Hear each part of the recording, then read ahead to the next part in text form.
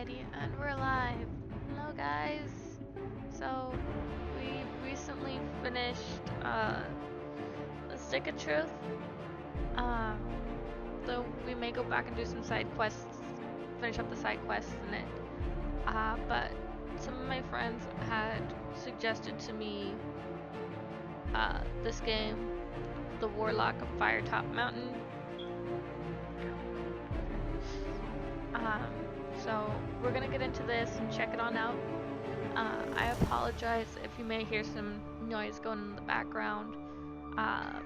My partner Deathfire here is playing D&D with some of his friends. So don't mind that if that ends up being the case too much. Alrighty, so we'll get into things now. Let's check it on out.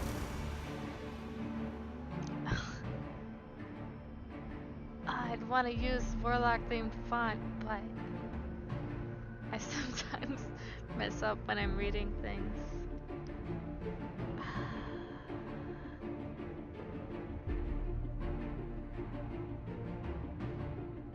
You know what? Let's do the Warlock themed font, and if I mess up reading, I mess up reading. So we have not played this game before. I haven't seen any gameplay of it or anything.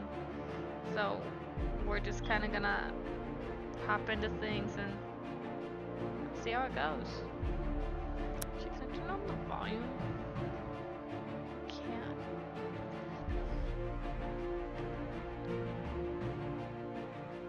Awesome, now I can fix my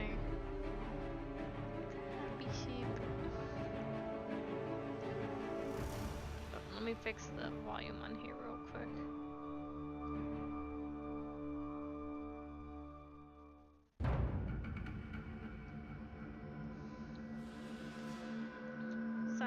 Some games that I play, I have to fix the audio via my volume mixer because some of them don't have the option to modify via here.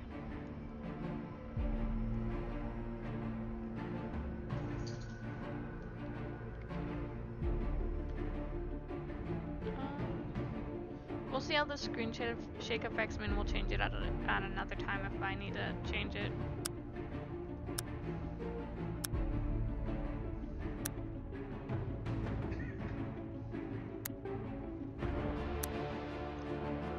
Let's play this story mode. Greetings, player. Welcome to the world of Titan. In particular, the most notorious of all lands, Alencia, we'll go with that. I'm Oriana, the Keeper of Souls, your guide and your game master of sorts. Many adventurers have entered Firetop Mountain over the last 30 or so years.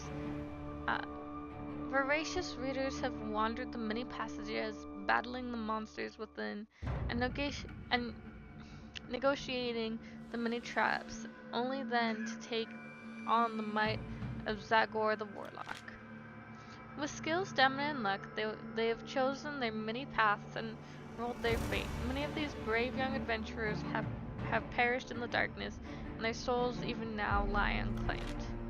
You appear to be the next brave soul to take on the mountain and all it contains. To do this, you'll need to choose an Alencian hero to take into the mountain. Don't get too comfortable with your choice, however, as the ways are treacherous and it is doubtful that you will survive. Only by bringing me the souls of the fallen may you be blessed with new heroes over time, each with their own quests and within Zargor's domain. Oh, I guess I have to click select. Okay. I like the little character models here. This is cute.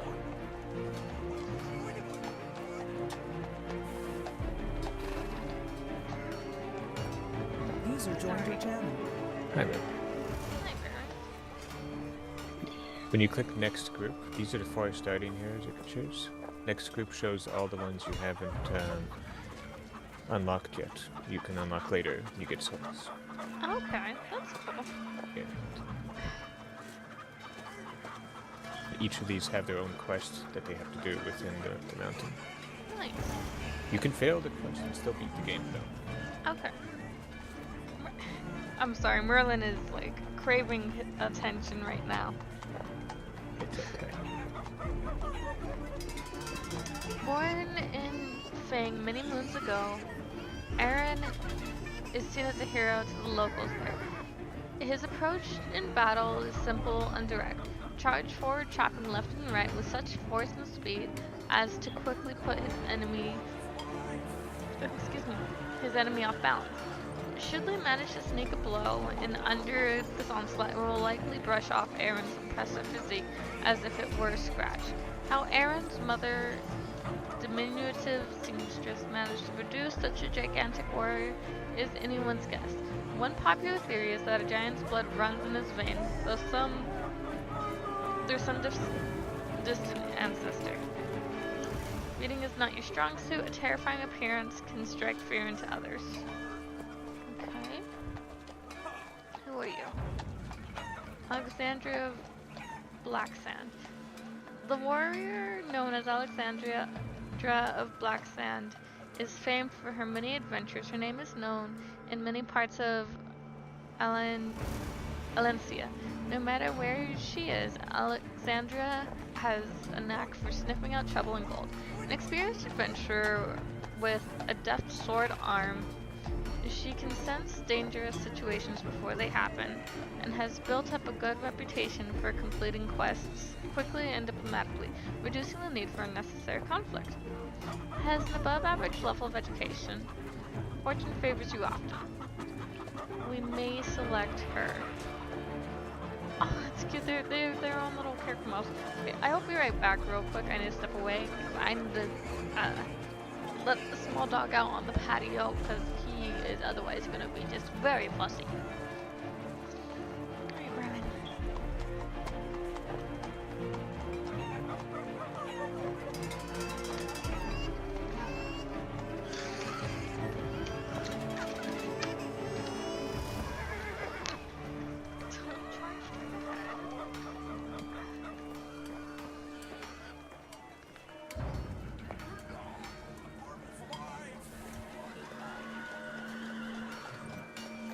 User left your channel.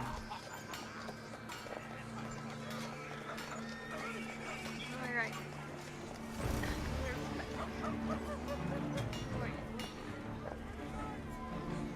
A soldier for hire, Vicky and Storm. User joined your channel. Oh, you're back. I thought you would be gone for a while. No, So I left the chain.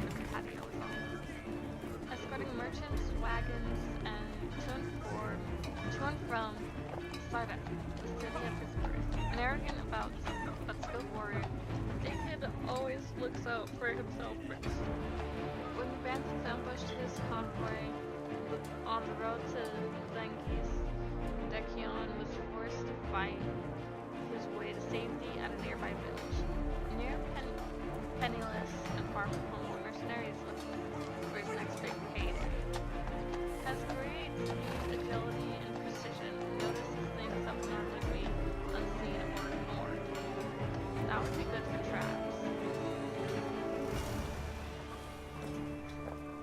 Nika is a keen explorer, especially of the bustling cities that she has previously thought were only legend.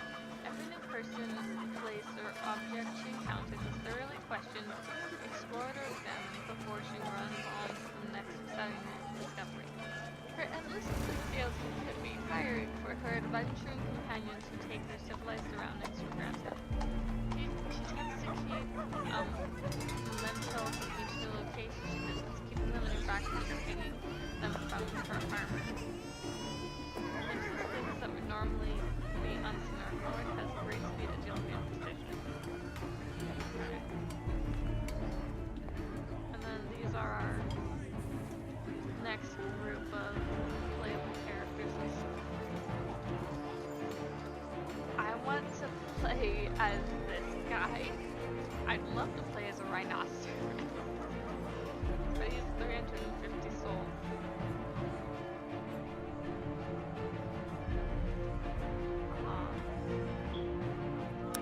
Okay. So let's go back and choose the starting character.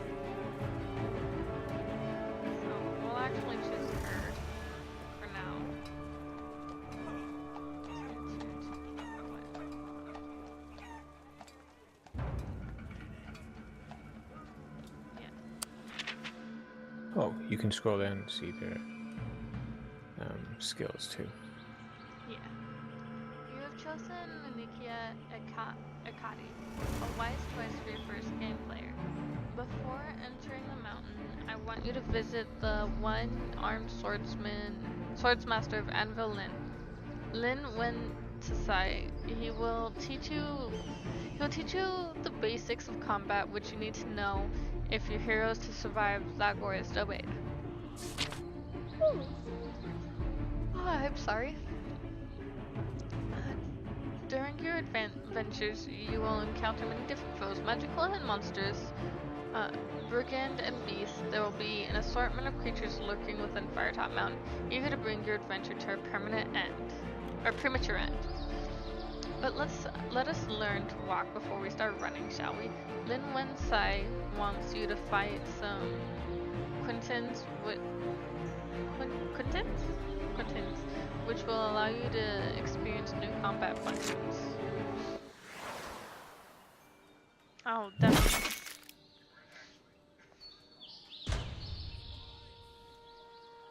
During combat, you can choose to move or attack by selecting a space.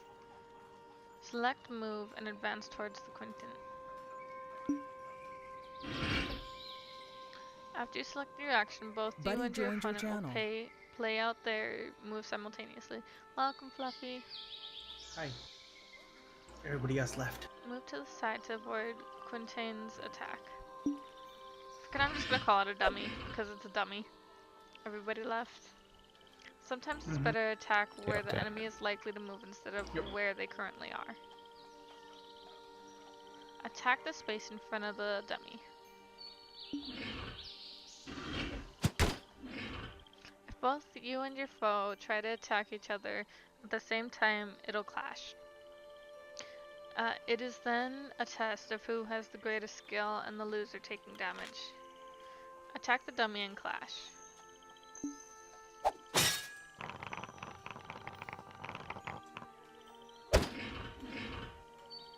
Your enemies will move and attack in somewhat predictable patterns. Pay attention to when they shake to indicate that they'll be attacking next round. Use your movement and attacks to defeat the dummy.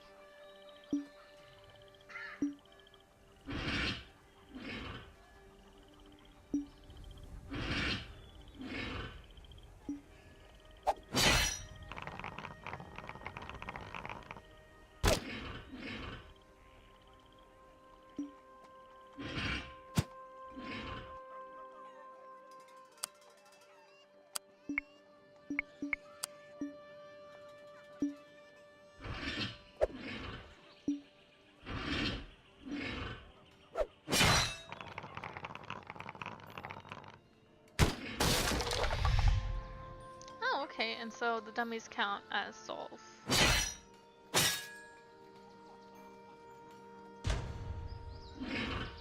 In addition to basic attacks, your hero has special attacks they could unleash. I'm sorry. These powerful attacks can take several turns to recharge, so use them sparingly. Defeat this pair of dummies.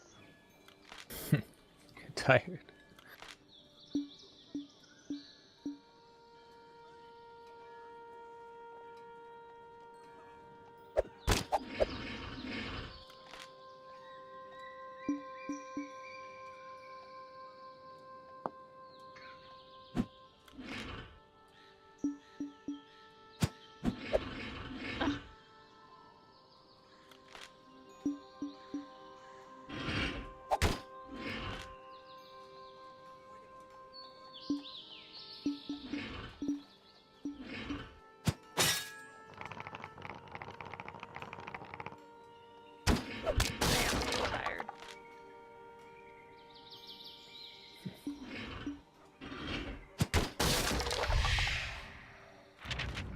I'm interested to see what your choices are when you actually start going to the mountain. Thank you. You have defeated the dummies. Congratulations, you have passed the basic combat training. Just one more thing, player. While on your quest, keep an eye out for wooden benches like this one.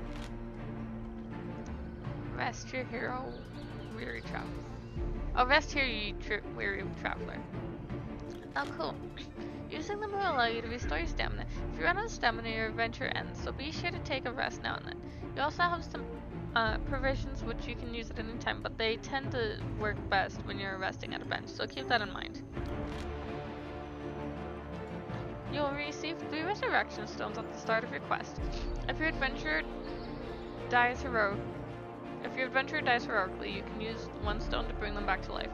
Be warned though that your hero will only appear at the last bench that you passed. You will also lose any souls that you absorb between the seat and the location of their death.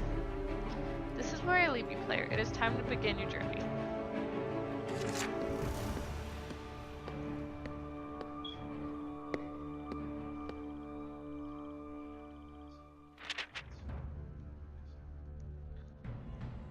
So yeah, you saw you have provisions. You don't get more unless you find them or find a place to buy them later. Okay. But you have a backpack, and you can see what you have inside it to use. Well, and my character that I chose apparently likes to take souvenirs from places she visits. Interesting. You rest at the base of Firetop Mountain from your 2-day hike. Strange red vegetation spreads across its peak like a blood red stain. This journey has taken you further away from the fishing village of Ikat, but your lust for magic, history, and art has led you to Zagor's lair. Research and rumors have brought you here. Due to the promise of unique magical treasures, you mainly seek the Amulet of Ashara, a powerful artifact that offers protection and good fortune to those who keep the memory of the old gods. The amulet was prized by one known as Kospin Minimin, a master of fire elements who wanted to use the magical rubies. I'm so sorry. I'm still getting over being sick, so I'm kind of in and out of things here. Use the magical rubies set into the jewelry for some evil arcane acts. You have tracked him to the mountain, where he is now in the service of the evil Warlock. Although warned by Anvil's villagers, you fear not the threats of the Warlock's creatures, and trapped as you confidently approach the cave entrance, you level your spear, ready for any encounter your adventure starts here. I love the art in this game though, this is gorgeous.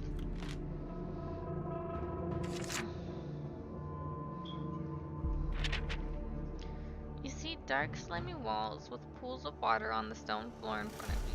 The air is cold and dark, hearing faint scurrying in the east. You light your lantern. The dampness of this place reminds me of home. Still, I can almost smell the magic in the air. Old gods, protect me as I search for my prized amulet. You stand in the slimy, dark cave entrance.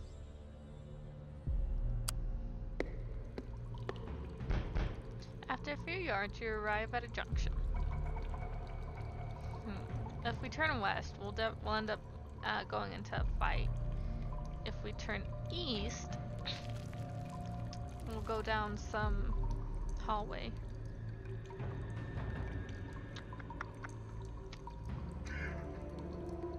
Let's go east.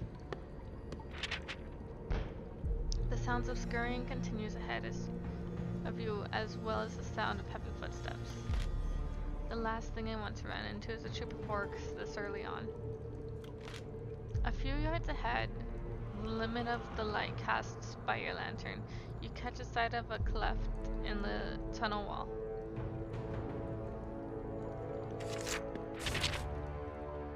Shuddering your lantern, you wait with bated breath in the darkness. I should keep out of sight until I know what I'm up against. You listen intently as footsteps come closer, and then pass by your hiding place, without the owners of those footsteps ever knowing you're there. Your keen eye spies a few smaller rocks tumbling down from one of the granite walls as you wait in the dim cleft.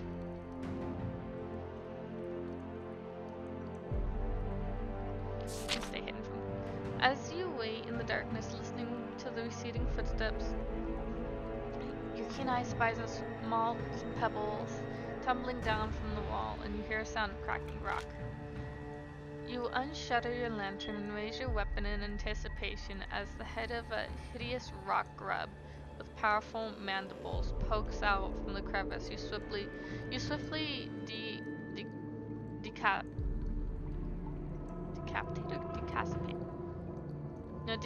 it. With the grub dispatched, it is safe to move out of the crevice. Wiping your blade. Decapitate. Thanks. Wiping your blade clean, the rock grub's sticky dark blood, you decide to leave your hiding place before its mate or something even worse turns up.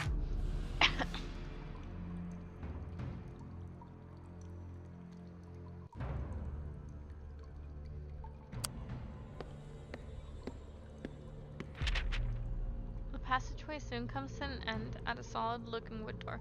Trying to open it, the door refuses to budge. You listen at the door but hear nothing. The amulet I seek is unlikely to be in this part of the Firetop Mountain. Maybe I should leave this door.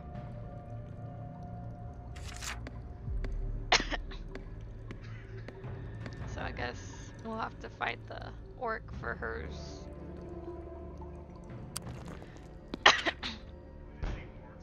A little way along the passageway, you come across what is clearly a sentry post. Aww. He's asleep. You approach with caution. You can see an orc in leather armor asleep at his post. All the orcs I meet are asleep. The amulet is as good as mine. There's no other way through. The orc other than straight in front of him. You could try to sneak past, or perhaps the direct approach might be better.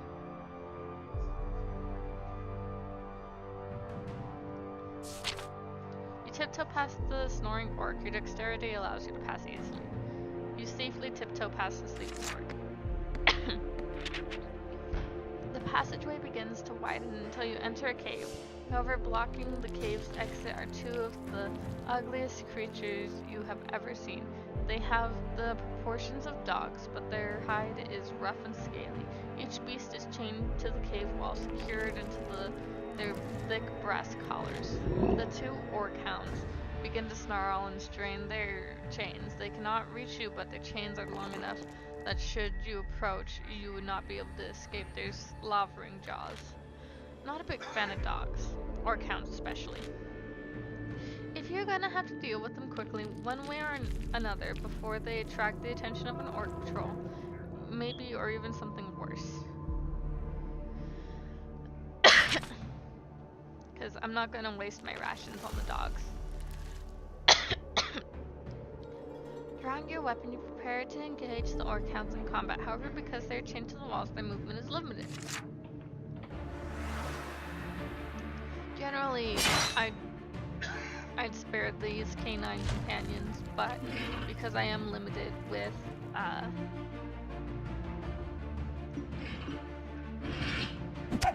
my supplies, I won't be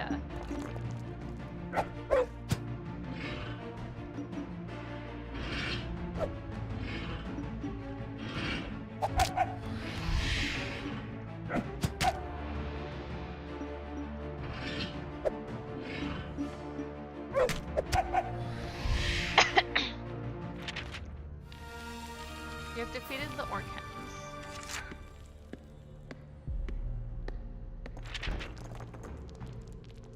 Leaving the cave as quickly as you can, you follow a new passage as it turns to the north. You can rest him. Don't use your provisions then. Set against this Till you the need wall to. is a wooden bench where you may rest. Player are strongly advised sitting on the bench. If you do not, Unikia Akadi will not be able to resurrect at this location if they perish. You sit down on the bench and rest for a moment. Your aching muscles ease and your tiredness wanes. It is good to take a break on your adventure.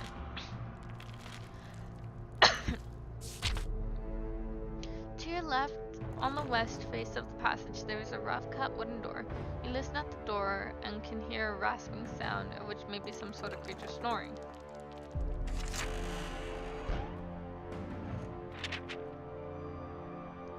The door opens to reveal a small, smelly room.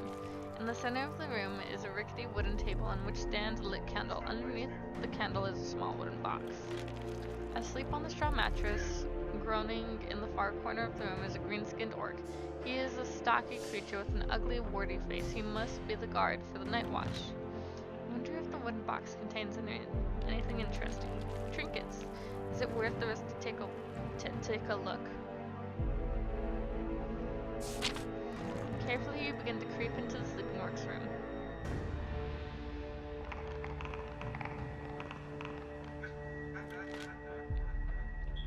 You needed a score of 10 or more and rolled a score of 6. Oh, 10 or under, not 10 or more. With the box in hand, you leave the room and open the box in the passage. Inside, you find 4 gold pieces and a small mouse. Aww. Oh, I'm sorry. I didn't mean to take your pet.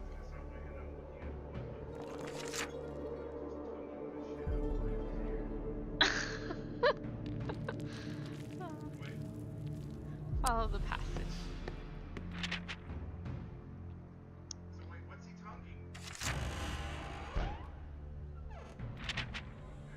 The door opens to reveal a small room with a stone on the floor direct under the walls. There's a small stale smell in the air. In the center of the room, there's a makeshift wooden table on which is standing a lit candle. Under the table is a small box.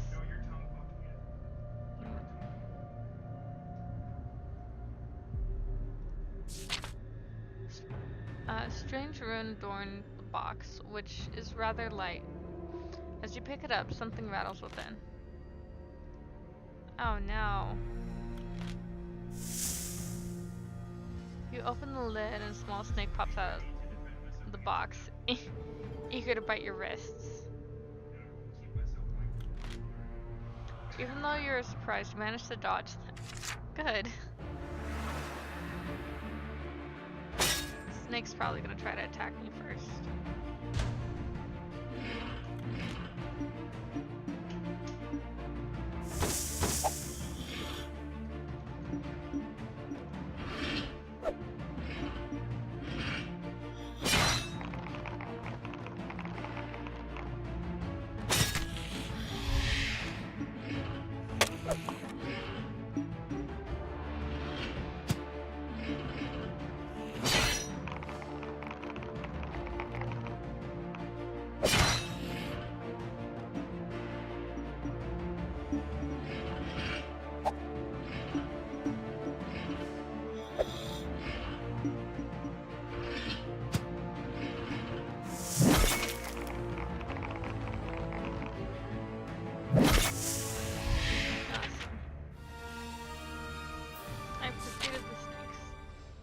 Has fallen to the ground during your fight with the snakes. There appears to be nothing else inside it.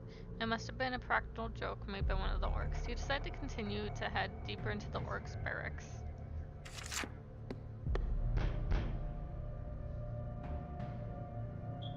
Let's go eastward.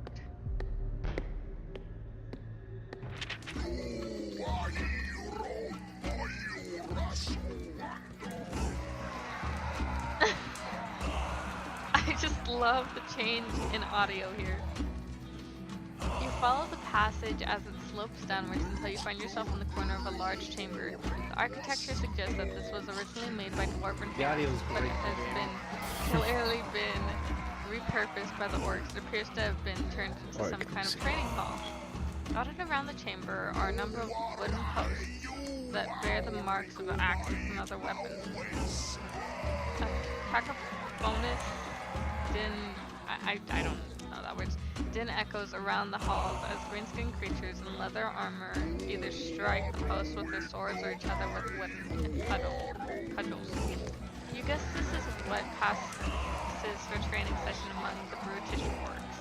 If I keep in the shadows on the edges of the hall, I might be able to enter unseen. At the eastern end of the chamber, there are 2 doors halfway along the north wall of the hall is another doorway secured by an iron gate.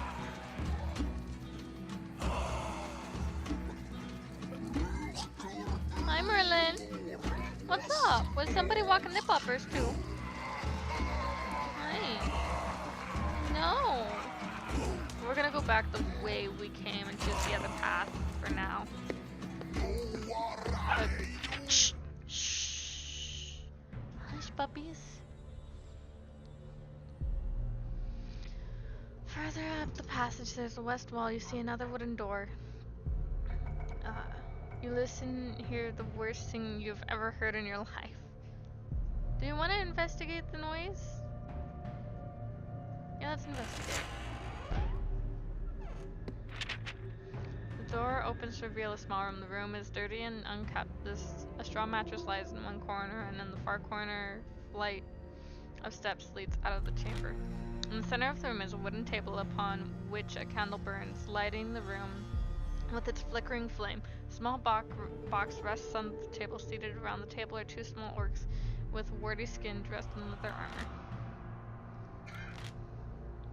They're drinking some sort of grog, and by the way they're staggering to their feet on your arrival, you assume they are very drunk.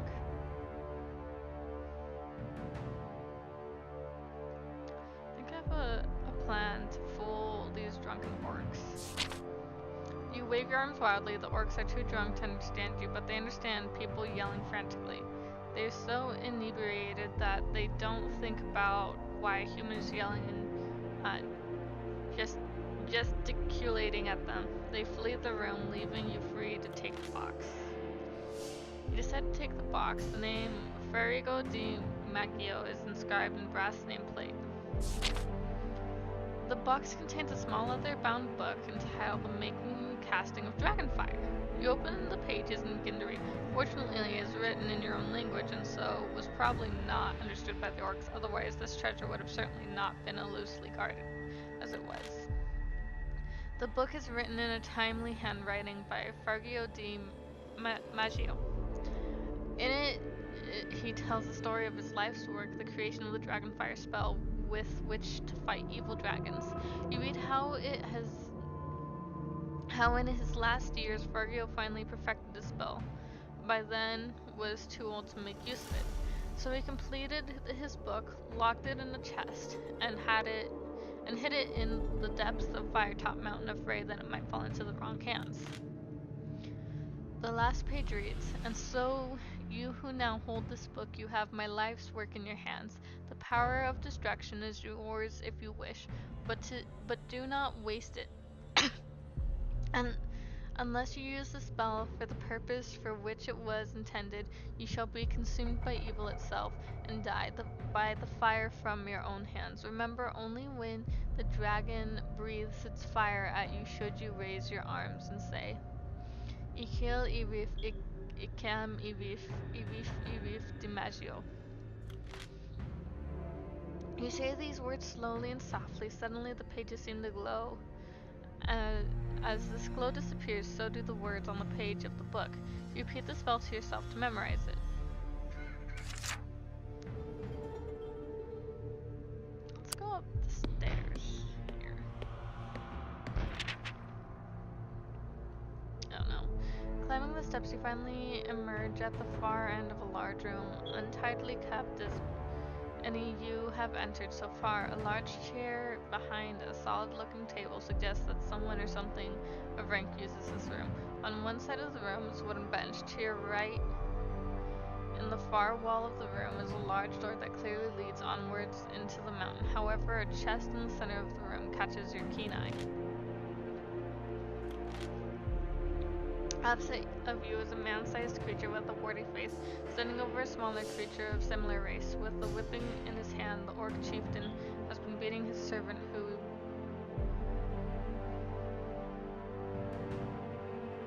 let's spring at the chieftain. As you spring up at the orc, his servant rises to his feet, picks up a heavy wooden stick, and joins the melee, but to your disappointment, he attacks you. How ungrateful.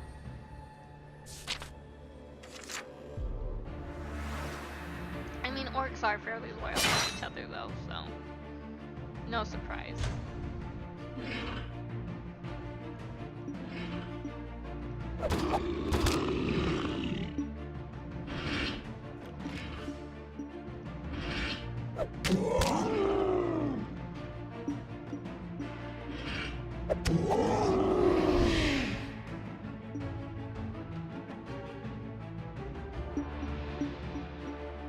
Poison strike is like a long distance. It's a What if- two Yeah, thing attack. yeah.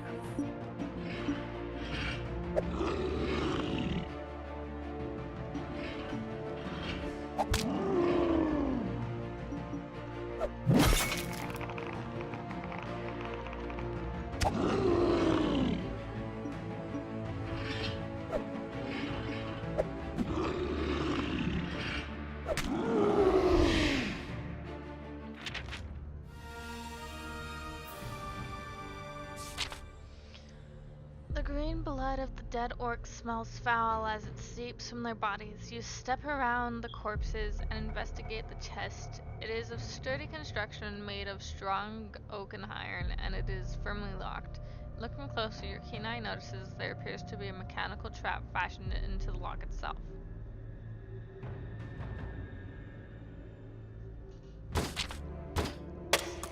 Stepping to the side of the chest, you break open the lock and swing the lid open. Your suspicions were confirmed. A soft click comes from the chest and a poisonous dart flies out, harmlessly hitting the wall on the other side. Now that the chest is safe, you can inspect your prize. Leaning in, you look inside the chest and see what was being guarded so carefully. There's a stash of gold pieces and a label on the table. Label on the bottle shows it to be a potion of invisibility. Good for 1 dose. Nice. Yeah, I'll take the bottle. You take the potion of invisibility. What a find. This will definitely come in handy during your adventure. Sit on the bench and rest.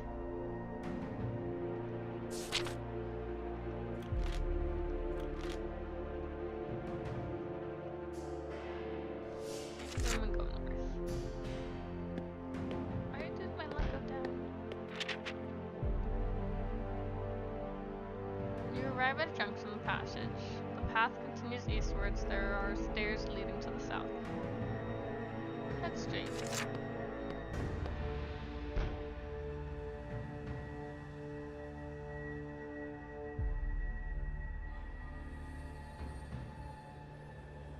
Let's go eastwards. Let's listen to the door.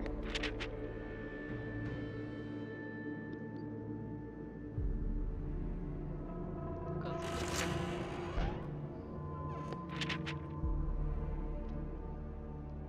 You open the door in a large room, which must be the orcs' dining room. Sitting round a large table are 5 orcs, busily drinking and dribbling their bowls of rat gizzard soup. All are involved in a rowdy argument about who will get to chew the rat bones left in the large soup cauldron so they do not see you enter. And leave the dining hall.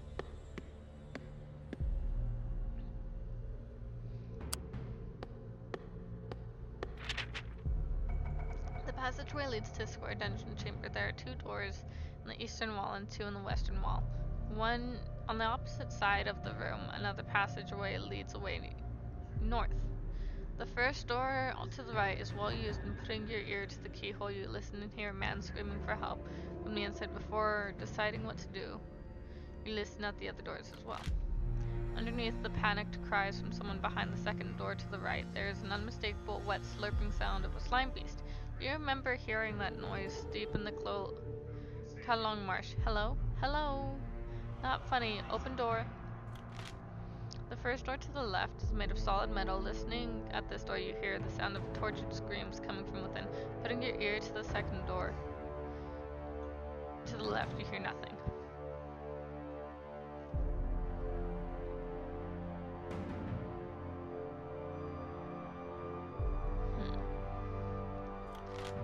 I do not think of what that slime beast is doing to the prisoner. Maybe I should check out that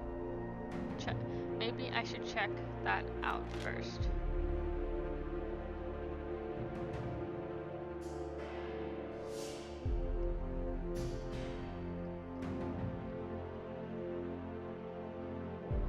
first door on the right.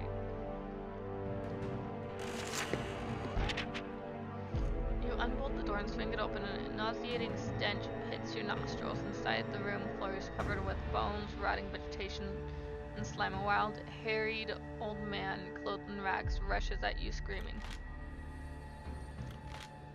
His beard is long and gray, and he is waving an old wooden chair leg. Is he simply insane as he appears, or has this been some kind of trap?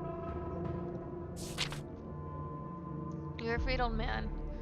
Instantly his ranting ceases. He stops dead in his tracks and sinks to the floor weeping loudly. As he gradually composes himself, he thanks you many times. Many years ago, he was an adventurer like you in search of the Warlock's treasure. He was captured by the orcs and thrown into his solitary cell as sort of a pet for the creatures. I wonder if this poor man can give me any other information about this place. You ask him for advice, but he says he knows little. He advises you to pay your respects to the boatman. He tells you that you must pull the right-hand lever on the wall ahead to open the iron gate. At the end of the passage, he also has learned that the keys to the boathouse are guarded by a man and his dog. Woohoo!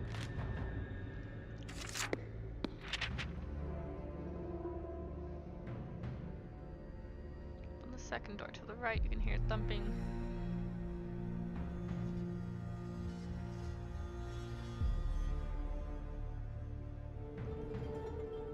Second door on the right.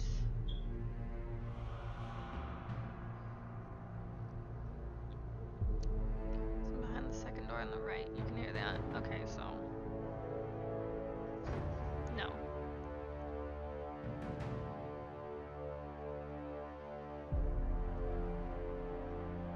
The opposite side of the room.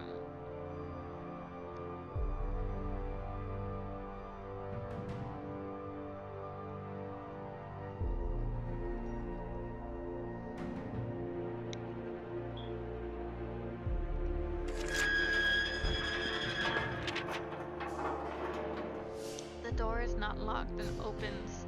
The room in front of you seems to be a small torture chamber with various torture devices around the walls. In the center of the room, two small hunchback goblins are having their fiendish ways with the dwarf, who is tied to a hook in the ceiling by his wrist. The two hunchbacks are poking and cutting him viciously with their swords.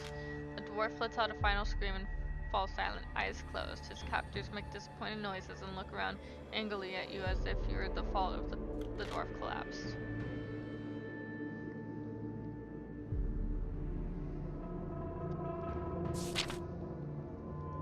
Fight the goblins.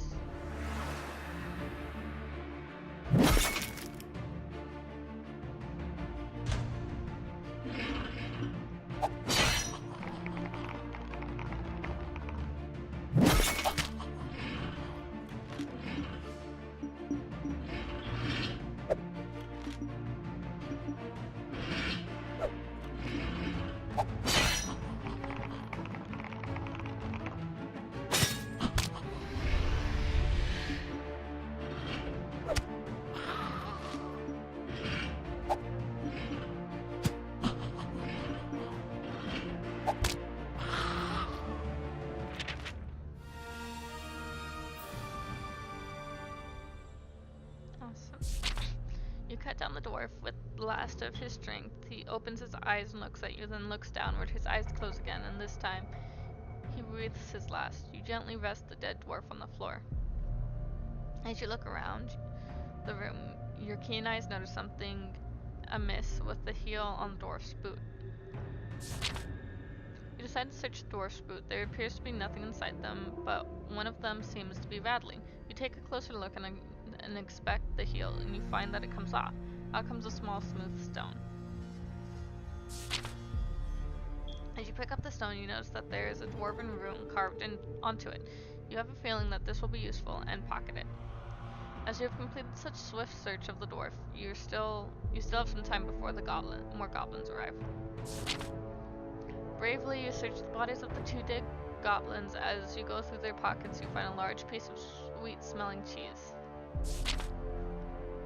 You take the cheese, who knows, it might just come in handy. You decide to leave the torture chamber before you are discovered.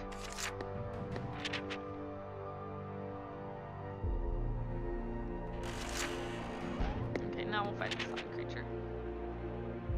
As you approach the door, the banging gets louder and the bolt starts to shake. Come on, let me out, waken up.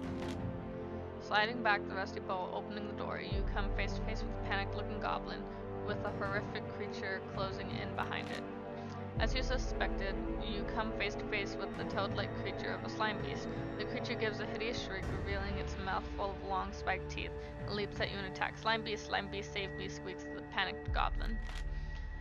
Your reflexes are quicker thanks to your marshland experience. You spear the slime beast in midair, and it falls to the ground with a crash and a hideous croak. With no more threats in the cell, you take your spear and clean it.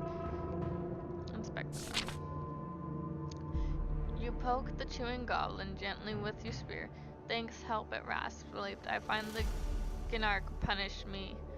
Why have slime beast? The cowardly creature runs off before you can get a word in, leaving you alone in the slime beast cell. Initially, it looks as though there's nothing of value in the slime beast cell. However, upon second glance, you notice a blue candle sitting in the muck.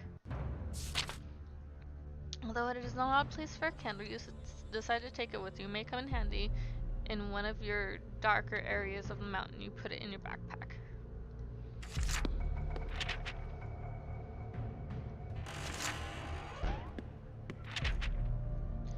The door is unlocked. Opening, you find yourself at the threshold of the orc's weapon store. A torch hangs from the wall, lighting up a small armory room stocked with swords and shields, helmets, daggers, breastplates, and the like. A circular iron shield with a golden crescent lies in the far end of the room. However, as you do not use the shield, it is worthless to you.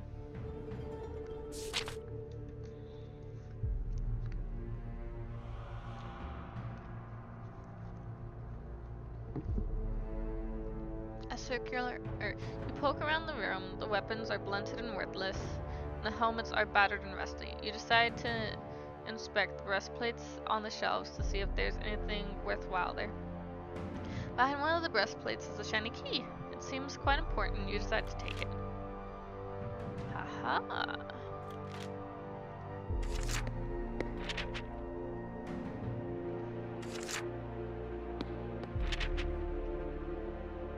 Exiting the dungeon, you hear the sound of water ahead and take out a grilled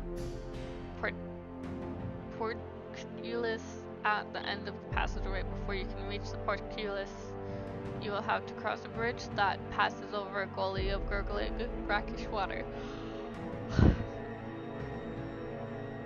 You suspect it may actually be a sewer, judging by the smell rising from it. As you make your way towards the bridge, you pass some goblins, which appear uglier than all the creatures you have encountered so far. The instant one of the goblins catches sight of you, it gives a screech of surprise and runs at you with its short sword drawn. Kill! Kill! It shouts, drawing the attention of two other goblins. Oh, excuse me.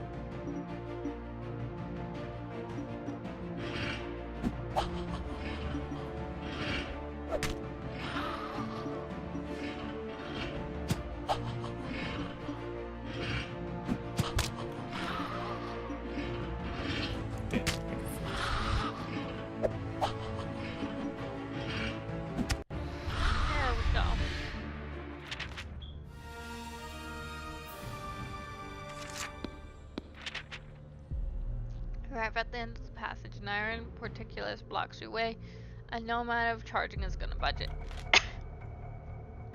The right lever is the one we need to pull.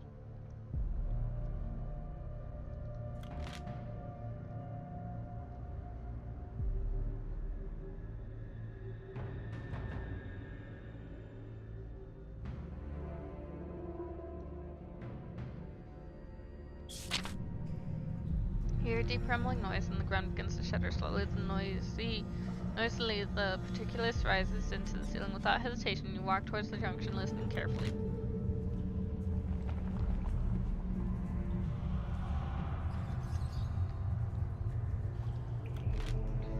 Suddenly, a terrified young man runs into you. His white rune-embroidered robes are torn and smudged with dirt.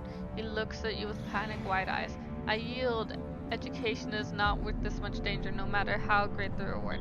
You calm the young student down, and he begins to relax. My name is Ian the White, he says. I am a humble acolyte seeking entry to the School of Sorcery. You learned that he gained entry, but was deemed unworthy by the Elemental Masters. This acolyte may know Kospin Minimin. I must make most of this opportunity. You ask about the young acolyte if they know of Kospin Minimin. He seems to relax at the mention of his name. Yes, I know of that old fool. He's currently experimenting with fire gems, trying to extract their power. I hear the master hasn't been happy with him for some reason. You ask him about the amulet of Ashera, but he has not heard of the artifact that you are looking for. He does say to find Kospin, you need to keep heading west, so west, until the passage narrows, then head north, west and north. Until the passage narrows north to the Hungry Doors, which is the entrance to the school. He then mentions that once in the school, head east. So let me write this down real quick. Let me find a pen.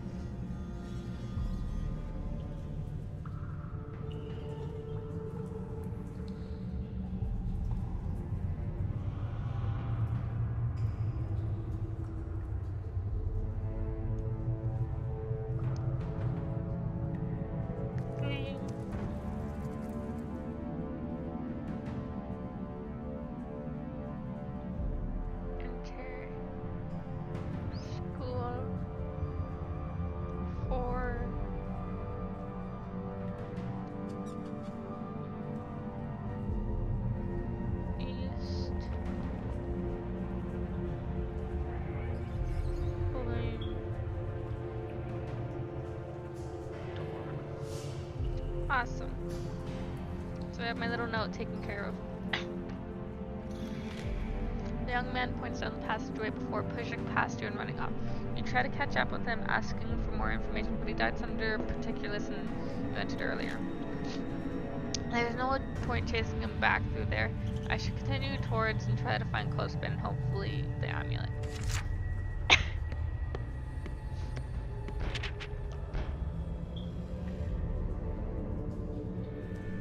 Past the junction to widen and you soon arrive at another junction.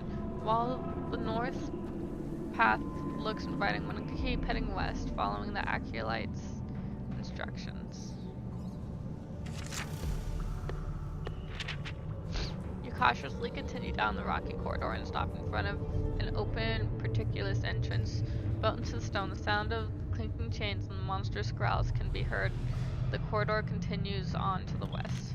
Maybe I could deviate my westward path just for a moment. Nope, go west.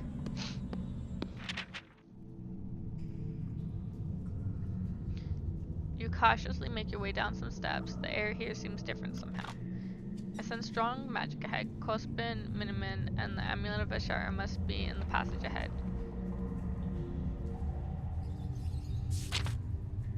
You reach a junction where the path turns north.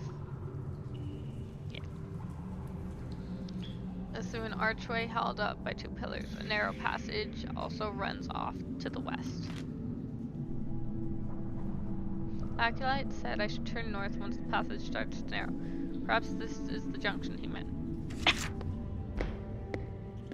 No, that's not the junction.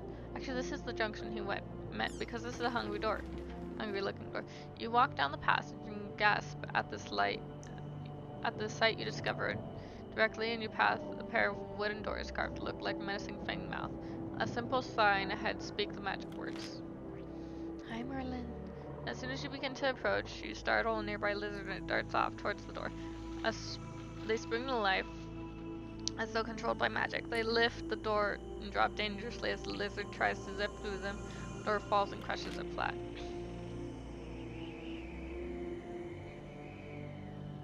Oh, I don't have a ball amulet.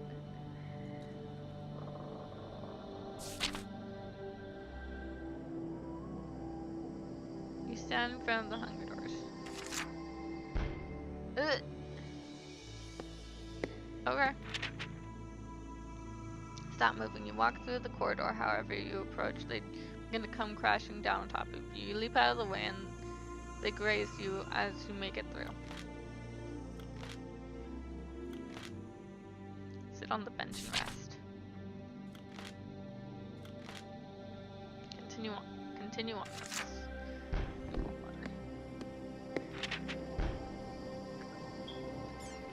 Several meters.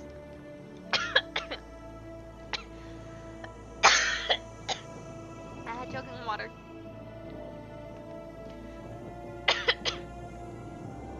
Several meters up the passageway, you arrive at a junction where you may turn either west or east. Remember, the acolyte says I need to head to the eastward junction.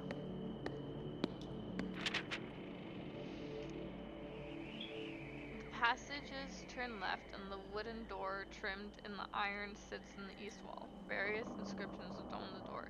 None makes any sense to you. You listen but hear nothing.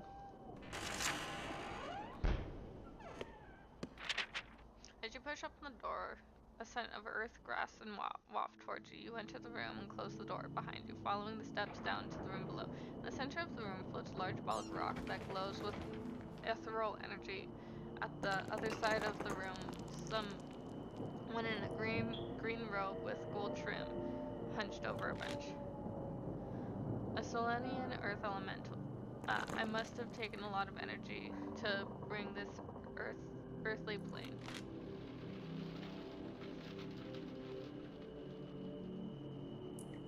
Suddenly, a gigantic stone hand appears and rushes to attack you. The Master of Earth turns around and goes, how dare you enter Robin or Main's domain? Leave now or you shall regret it.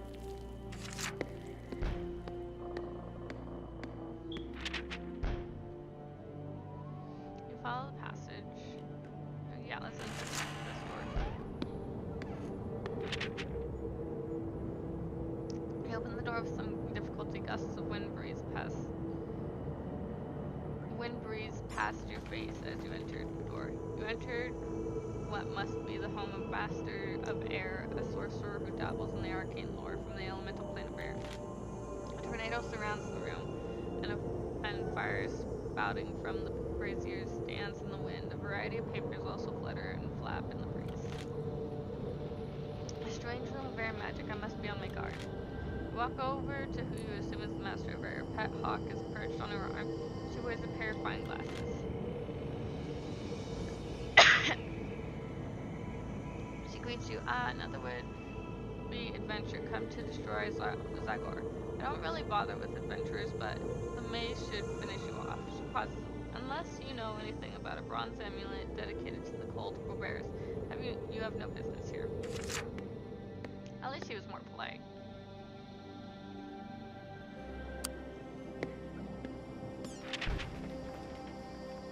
Heading west down the passageway, you find that it turns north again. Further down the passage, there is another door set at the top stone. That's the one you need to go.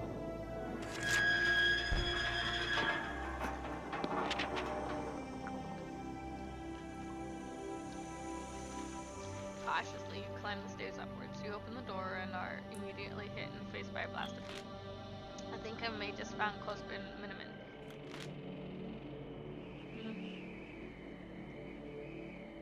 There is no doubt that you have entered the home of a master of fire.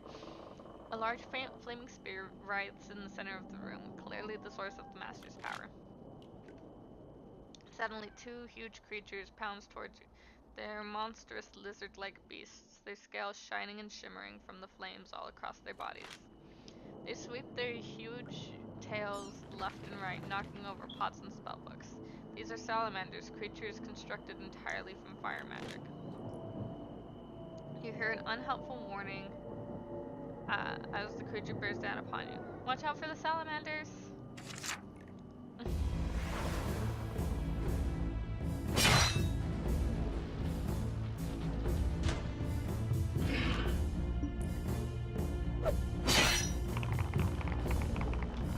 Okay, so these guys are ranged.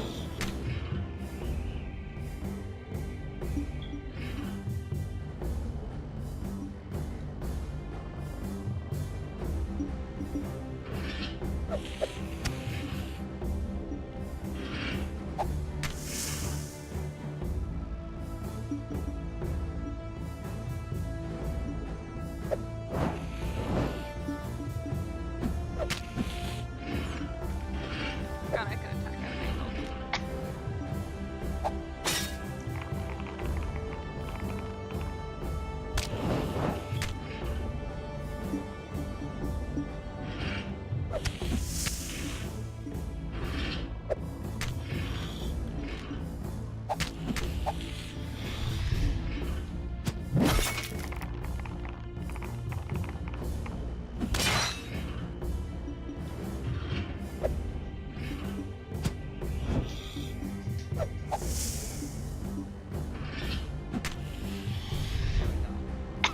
I'm gonna have to rest soon though.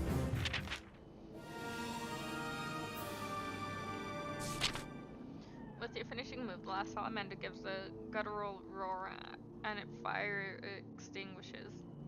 It stops moving and turns gray, then explodes into ash. The old man in the red gold robes, who is standing in the corner of the room, runs towards you. He's clearly angry.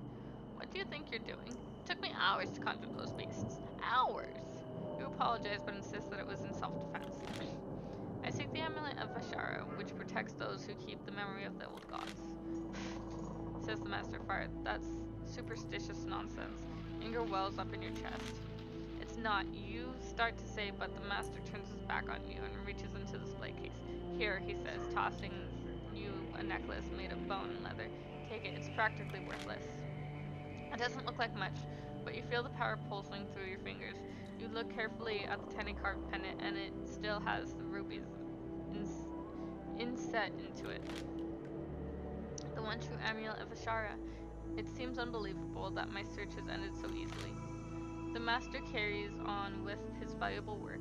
You snaffle a fire vial on your way out. He has dozens of them. It's baffling that this Clothespin has so little understanding of the amulet's qualities.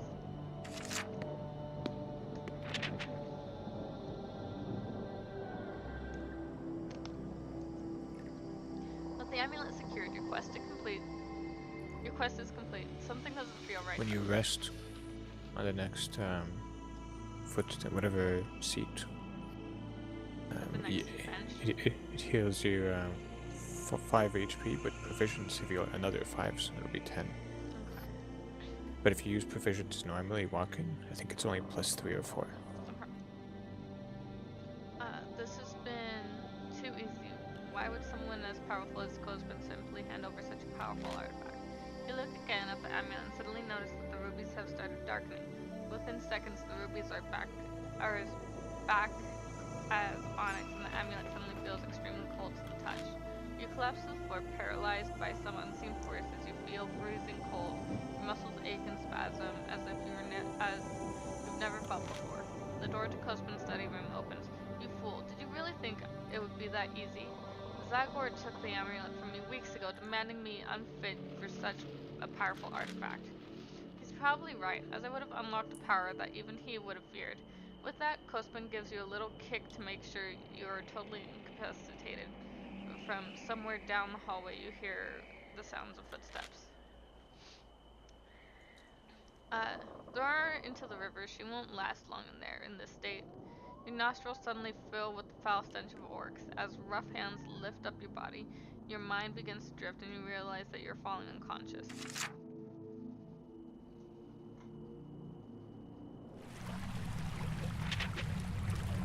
Your head breaks water as you gasp for air. You're being washed along the dark, subterranean river into the unknown. The coldness of the water seems to have awakened you from whatever foul curse has been placed on you.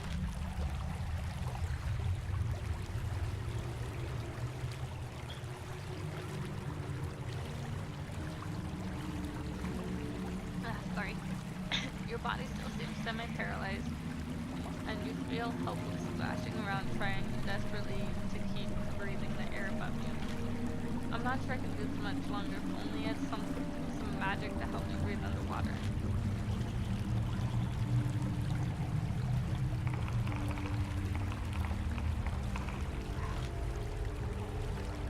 You need to score 9 or under, and you roll a score 4. You manage to tread water. You continue to smash around and try to keep your head above water, swallowing large amounts of water as you do so. Minus 3 stamina. The shock to your body of nearly drowning seems to have reduced the effects of the paralysis, and you find that your arms and legs have begun to work again. Somewhere to your left you can see light, some large structures and a bench. Berkeley floating towards the bench.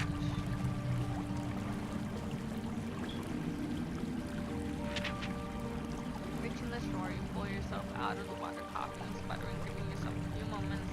You then get to your feet and find yourself standing in a large underground cavern. The most striking thing is a massive structure ahead of you, built into the cave wall itself. It emits a feeling of dread as it looms over the riverbank. To the right of the huge structure is a smaller but still imposing building at the cave wall. To the left is a small wooden shack, probably large enough to house the living quarters for a single person. Excuse me, sorry. Directly to your right is a wooden building that sits next to a bridge snaking off into the distance behind you. Decide which one to choose, or do you want to figure it out yourself? Looks like I'm gonna have to hunt down Zagar if I'm gonna get my hands on that. I mean, the large building ahead looks a likely candidate for a Warlock Slayer. Yeah, I'd appreciate some help. Okay. You might have to fight if you go to the shack to the left, but the shack left is good. But do not go to the structure, the huge one above you. Okay. That's the last place you want to go. Okay. If you go to the shack, there's a guy with a dog. You can get a key. If you go to the... Well, I have Zargar's key already. Oh, yes. This key is for the little building by the bridge. Okay, then we'll go to the shack on the left then. You But- might want to eat a provision for your backpack, just so you have some life. Yeah.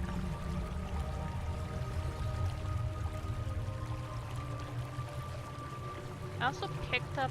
Oh, okay, so I can't eat the cheese. It said that there was a bench nearby, though. There is, but it's only after you get these little things. Okay. Just use one provision, I guess, for that. So go to the shack on the left. Yeah, I'm hoping you don't have to fight. But we'll see what you have to do. Yeah. Walk across the sandy riverbank leading to the nearby shack. There's a door leading into the shack, which seems to be unlocked. You're in a small, foul-smelling room. You notice 2 doors, one to the west and one behind you. To the south, the furniture in the room is sparse and has been made mostly from bits of old boats. There appears to be nothing of value in the room, but your keen eye notices a bunch of keys hanging on the wall. An old man in a ragged cloth is slumped asleep on a bench and made from half a rowing boat, snoring loudly. Oh, tacos! Next to him, you see a vicious-looking brown dog with red eyes and black teeth, which you have awoken, and that is now eyeing you suspiciously. A deep growl is coming from its throat.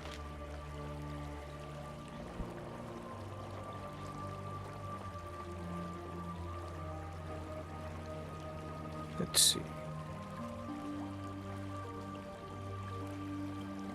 The prisoner I released mentioned about the key to a boathouse being guarded by a man and his dog. You This could try to being- talk to the man.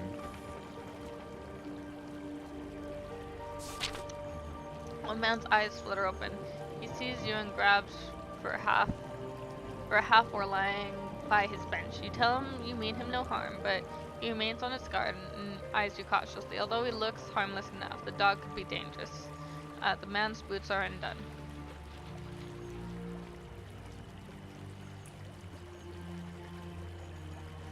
You could tell him his boot sickness. The old man thanks you and rather sheepishly ties up his boots. You explain that you mean him no harm, and he calms down, calling off his dog. Aww.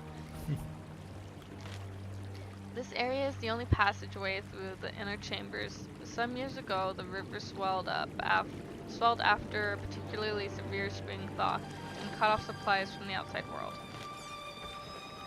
All the area's inhabitants starved to death, but the master, realizing he needed defenses against the outside world, put a curse on the area. The last remaining creatures became the undead and now guard the passageway through. He starts to inquire about you.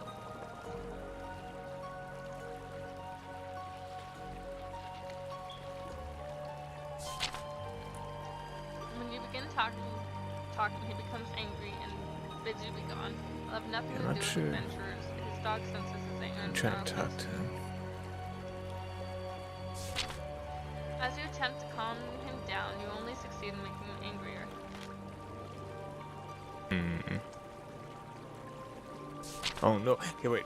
If you have to fight him, you can use an extra provision before the fight. Because you can get a bit more. That is true. Oh, I'll use my provision, yeah, because it'll put me up at Yeah, because you don't want to die like right here. 'Cause you'll be able to get more. Very soon. yeah.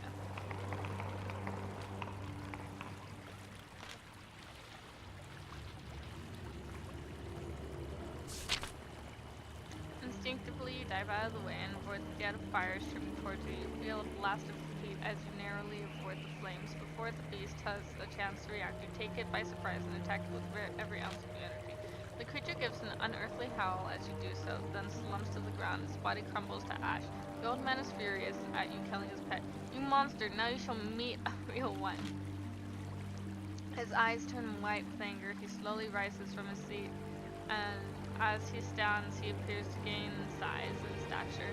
He is changing in front of your eyes. He sprouts hair on his face and forearms. His nose lengthens, becomes a dog-like. His teeth are pointed. He is a werewolf and advances towards you.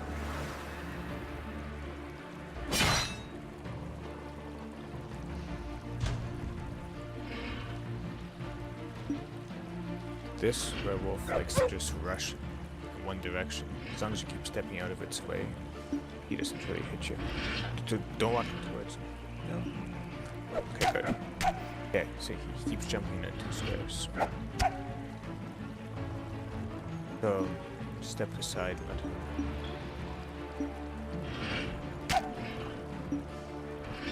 You need to poison him, that's pretty good.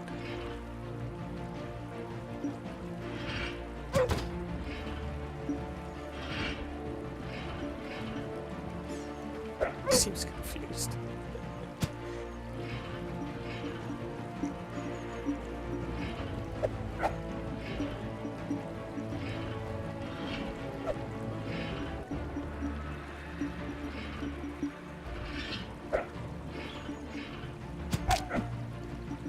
Oh, he didn't jump twice.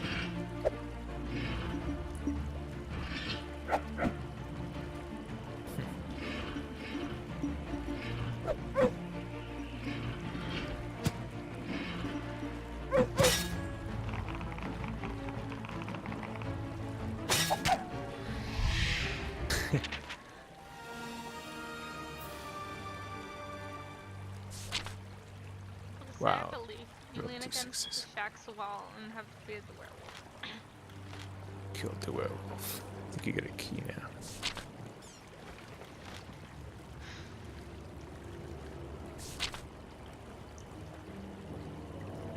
Open the door, find the werewolf's larder, a miscellaneous collection of bones and decaying meat. The smell is nauseating, although a jar of I pickled didn't eggs. eat the pickled eggs. Made my guys sick.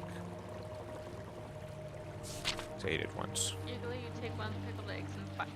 Oh, I didn't know taking them would make your character eat them, because taking them usually just puts them in the vat, from what I've been Oh. seeing. Yes. Oop, I lost a piece of luck. Oh no. That's okay. Oh, you have a lot of luck. So head to the... Which one this time?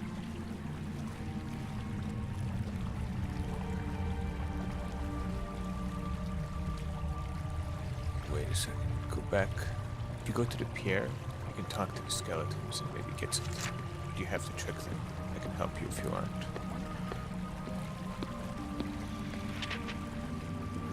You head towards the wooden building. The only means of entry appears to be a solid-looking... So you have the key now to get into the boathouse.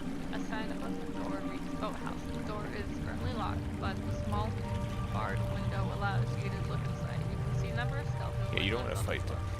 You're safer so far back. It's dangerous. 5 or 6 of them.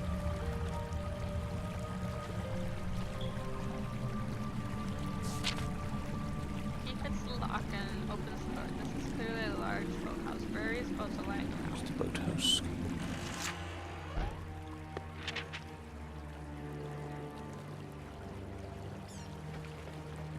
Seems that the skeletons stop their work and crane their bony necks to look around. You have to talk to them. They pick up the planks of woods and hammers and advance towards you. They are 5 o'clock.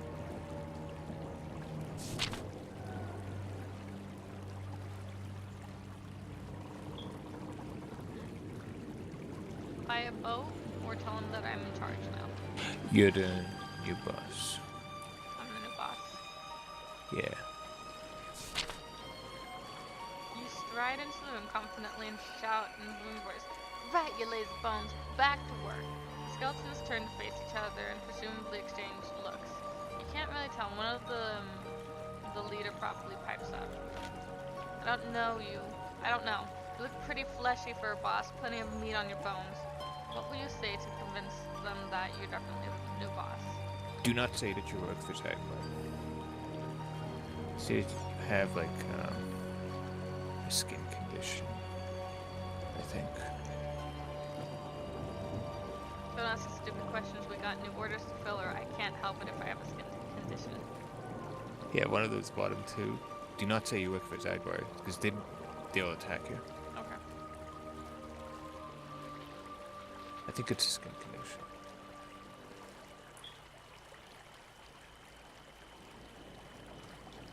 Or you could just say orders to fill it.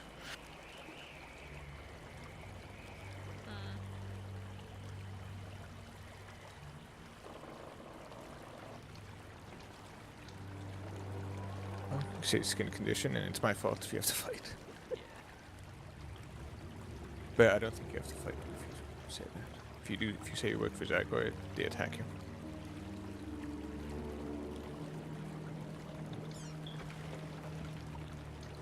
If you say you have orders to fill, I think 2 of them leave temporarily to get something, but you might have to fight the others, or you might just have to leave. So say the skin condition, it should work.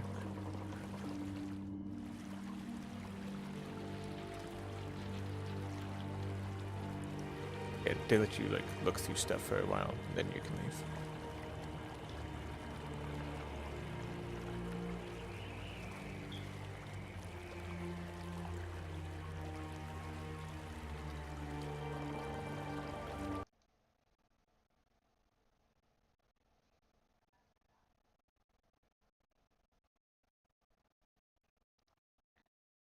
So tell him I have a skin condition then.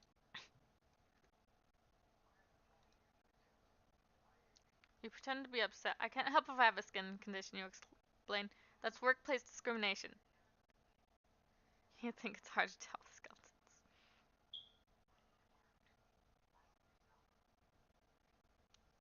Is that a bad thing? That sounds bad. One of the skeletons faces another. I don't know, the Soul Keeper might know. No way, I'm not asking, she said. She was busy. They turned to face you. We're sorry, boss. Back to work. Oh. Oh. Amazed at the success of your bluff, you decide to push your luck a little further and search through their.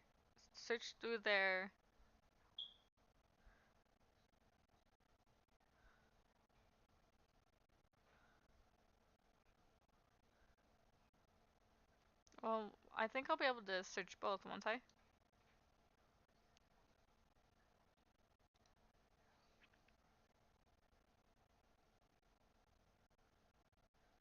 Oh, it'll be better to have it than not.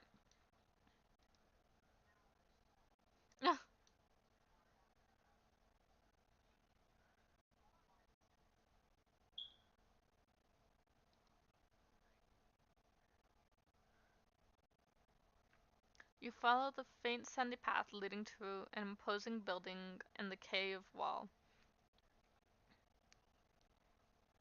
Okay. So the game master. She labels herself as the game master.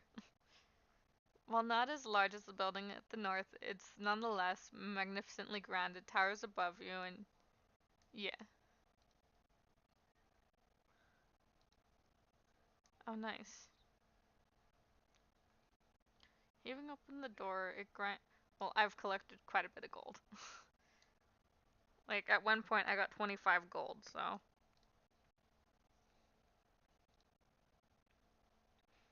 Waiting for you inside is a tall woman wearing a long dark gown and spiked crown. Welcome, Lunica Ekati. What's up? Okay. Moriana, the Keeper of Souls. You do not know me, or maybe you do. I can never remember, but the rest assured. Huh? What do you mean there's no in-game sound? Music. My OBS is being dumb again. Before you could hear me really loud every time I talk, but right now you can't. Oh, it's back to normal. If you want, I can turn you down on TeamSpeak.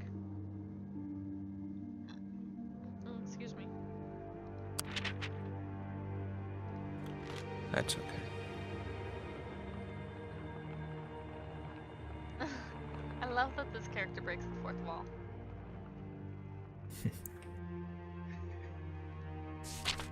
What can you tell me about the domain of the dead? You ask the Soul Keeper. She pauses for a moment, but her face remains expressionless without emotion.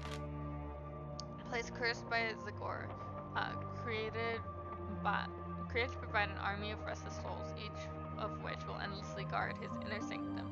I find it to be a useful location to be near, considering my line of work. However, I'm not without my own protection. Many so-called heroes have become nothing more than tortured spirits to guard the Warlock's treasure. I would advise you to be prepared.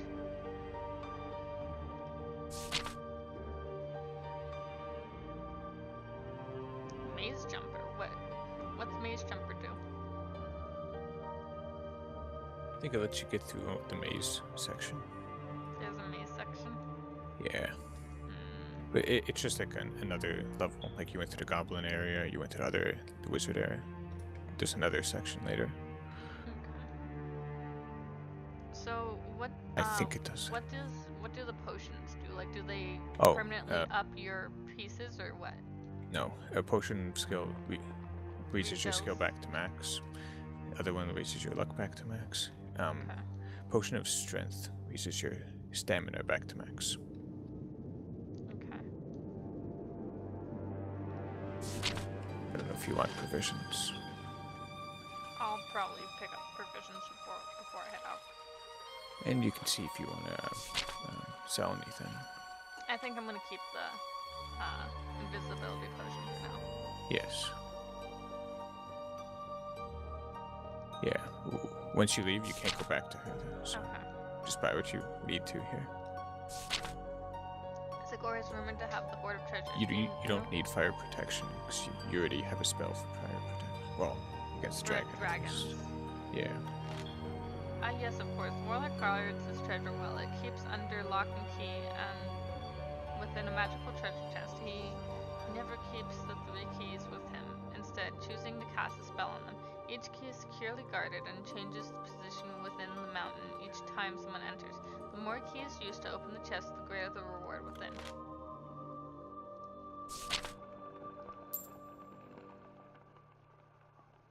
Excuse? What happened to the rest of my gold? Check your backpack. See how much gold you have left. Where do I check for my gold? You have 22 gold. Top left. Yeah.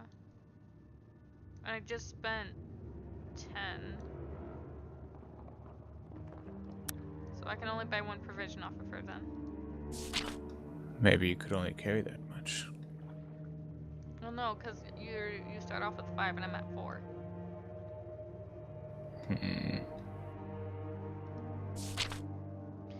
Well, you're gonna reach your bench first. Well, soon. Yeah, Yeah, but it depends we've where used you 2 of the provisions, though, so we're back up to 4 provisions. Yeah.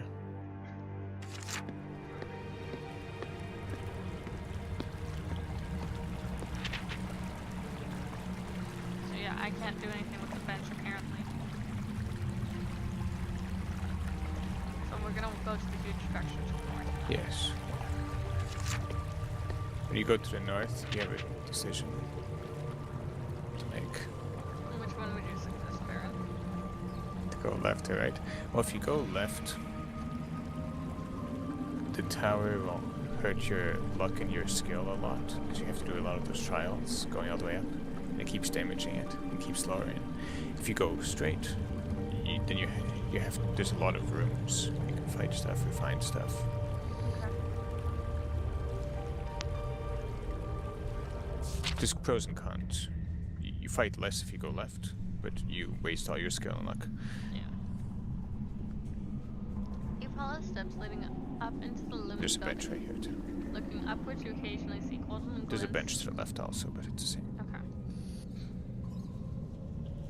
Golden glints on the ceiling. You were wondering if there's a gold vein running I'll let you do all this yourself. through the Though. ceiling of the cavern. Because Golden you have a save glints point, so begin that's to good. disappear, followed by a high-pitched shrieking and heavy sound of leathery wings. That wasn't gold, but bad eyes.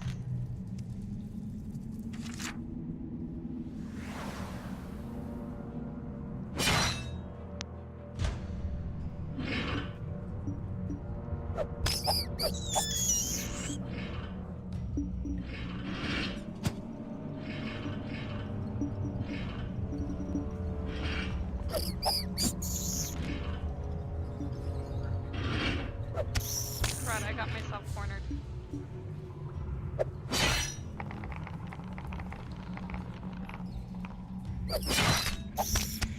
Run into the corner. At least you can use your left strike.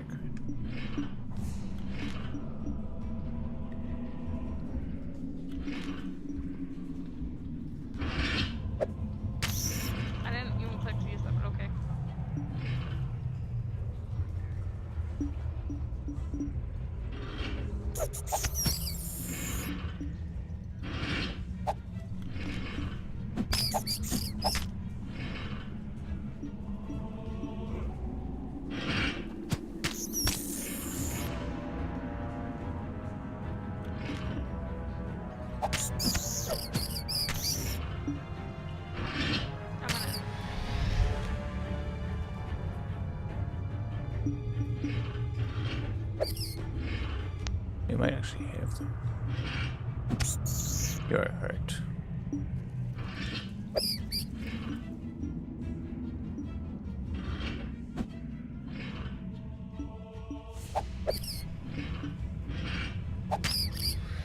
Yeah.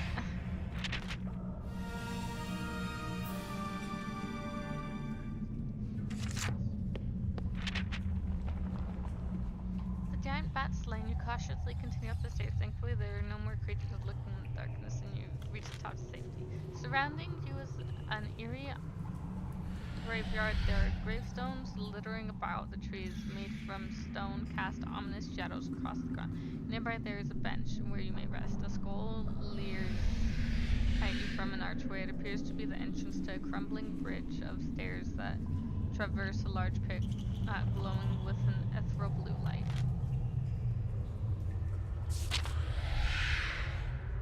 I'm gonna consume a provision just so I'm back at max health. Well, no, this will bring my stamina back up, so. Maybe. No. I only got 5. I should have consumed the provision. Yeah, provision with it gives you 10. Yeah. Whatever. I'm just 4 short then.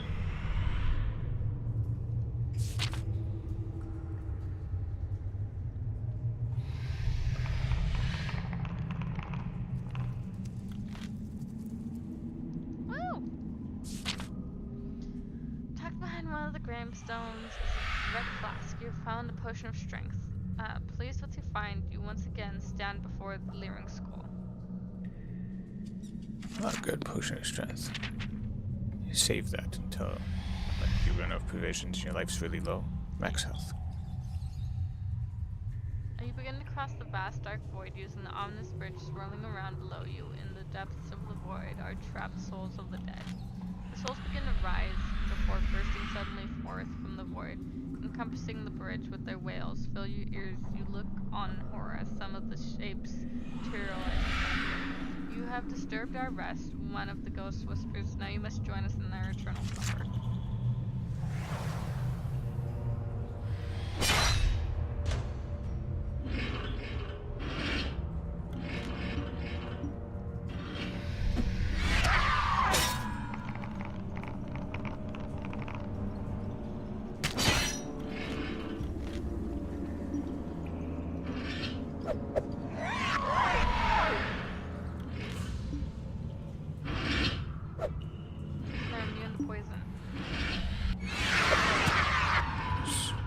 Also, I mean, to stun. There's nothing to. I didn't know there were any poison then.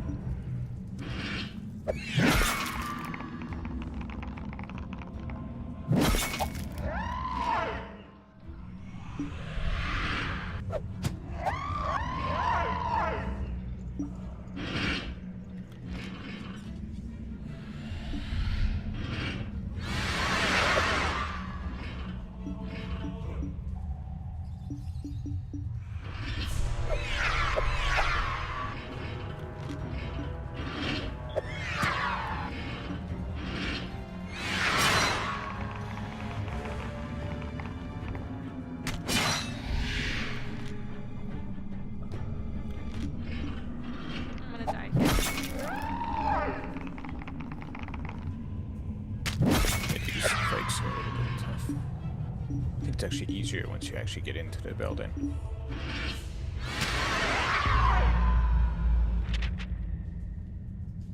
Oh dear, looks like the mountain has come to another victim.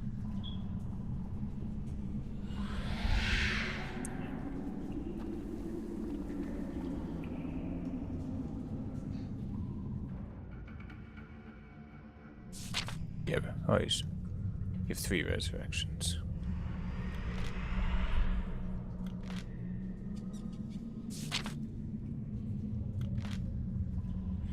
Oh, you actually get to sit on the thing and... No, you don't.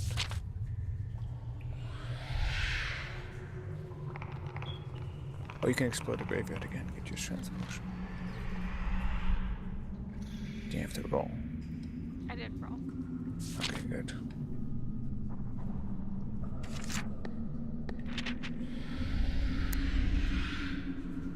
I'm gonna use the potion of strength to top me off, because that tops off the stamina, correct? Yes, to max.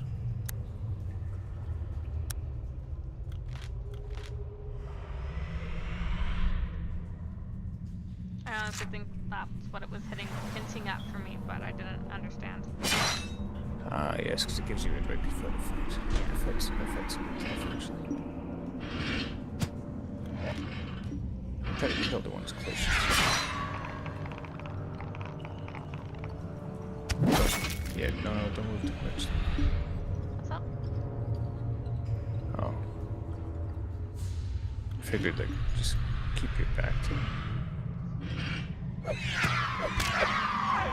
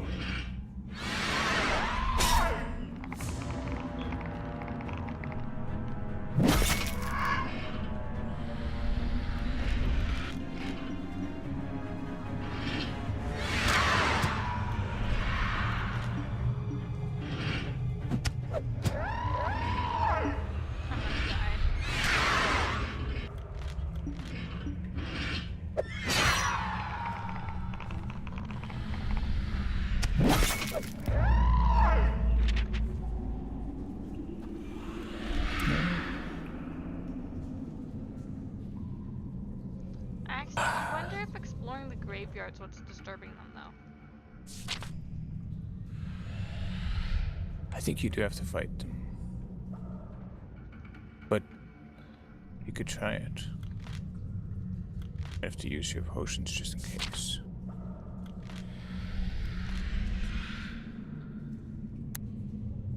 So let me use a ration in case exploring the graveyard's what's disturbing them.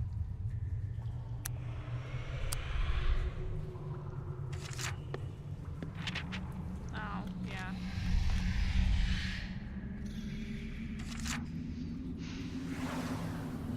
Oh, this is where I die. You can still use your second reaction. I can still Okay. what? Before you fight a fight, use the second reaction. Don't move forward. Just wait for them. The second direction is is going through the graveyard and then being forced to climb up the stairs. Yeah.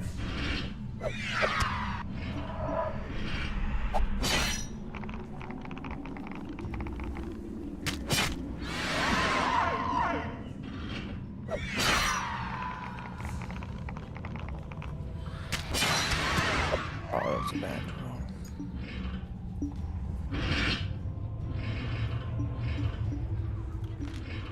I think it wants you. Move into the corner, take other options.